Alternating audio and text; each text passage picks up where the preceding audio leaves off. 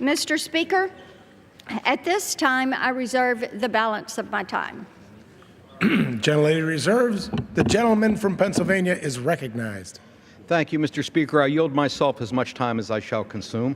Gentleman's recognized. Thank you, Mr. Speaker. I rise today in strong opposition to Senate Joint Resolution 34. Today, colleagues, we are wading waist deep in the swamp. The American people did not ask for this resolution. In fact, no company will even put its name behind this effort.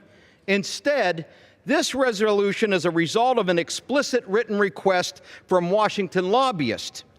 These lobbyists make the bogus claim that having actual protections will confuse consumers, and the only way to help clear up this information is to have no rules at all. No consumer has come forward to support this position. No consumer has said this argument even makes sense.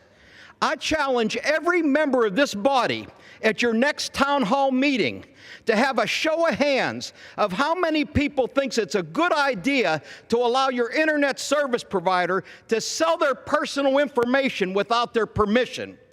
And then after you get that show of hands, ask them how many of them would vote for you if you support allowing corporations to do that. This resolution is of the swamp and for the swamp and no one else. The rules of this resolution would overturn rules that are simple and make common sense. They don't require much, only three things. One, internet service providers should ask permission before selling your private internet browsing history, app usage, or other sensitive information. Two, once they have your information, internet service providers should take reasonable measures to protect it. And finally, if the information gets stolen, the company should quickly let you know. That's it. That's all that's being asked of them. These modest rules don't stop internet service providers from using data for advertising and profiling or whatever else, so long as they ask first. ISPs have an obligation under these rules not to dive into the personal lives of Americans unless that's what those Americans want. They just need to ask first. This is particularly true because broadband providers see literally everything you do online, every website you visit, every app, every device, every time. By analyzing your internet usage and browsing history, these companies will know more about you than members of your own family, more than you tell your doctor, more than you know about yourself. And without these rules, these companies don't have to ask before selling all of that information, and they don't have to take reasonable measures to protect that information when they collect it. Make no mistake about this, colleagues. Anyone who votes for this bill is telling your constituents that they no longer have the freedom to decide how to control their own information.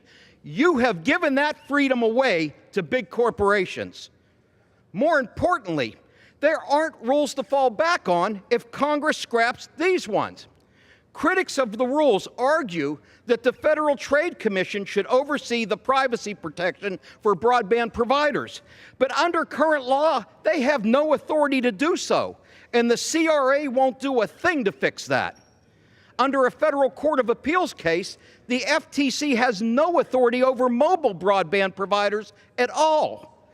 And to those that say the FCC can evaluate complaints on a case-by-case basis using its statutory authority, the current chairman, your current chairman, stated that Section 222 cannot be used to protect personal information and that rules are necessary to enforce this statute. Mr. Speaker, I want to ask unanimous consent to introduce that statement by the FCC Commissioner into the record. Without objection. Without these protections, there will be no clear rules of the road. And at a time when foreign actors like the Russians, the Chinese, and everyone else under the sun are constantly trying to steal our data and compromise our security, it would be irresponsible to roll back the only federal safeguards we have. I want my colleagues to think long and hard before you give corporations the ability to sell your information without their permission.